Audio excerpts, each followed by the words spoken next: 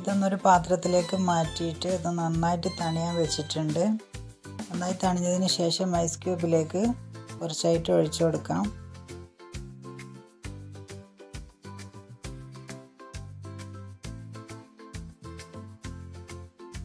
പാല് മാത്രമാണ് ചേർത്തിട്ടുള്ളത്, വെള്ളം ചേർത്തിട്ടില്ല ഇതിൽ.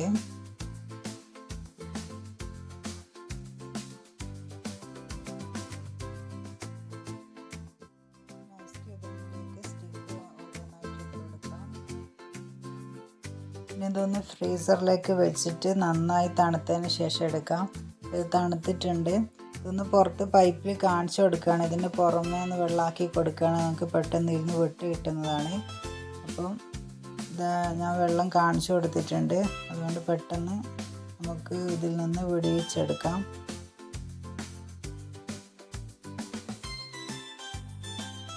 നമ്മൾ ഐസ് റെഡി ആയിട്ടുണ്ട്.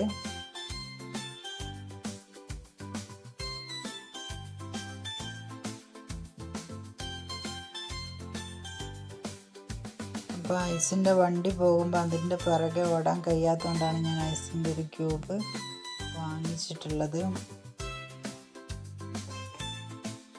ഇതൊന്ന് മോന് കൊണ്ടുകൊടുത്ത് നോക്കട്ടെ. കഴിഞ്ഞ ദിവസം വണ്ടി പോയപ്പോൾ ഐസ് കിട്ടാത്തതിൽ കുറേ കരഞ്ഞിട്ടുള്ളതാണ്. മുഖത്തിൻ്റെ എക്സ്പ്രഷൻ കണ്ട.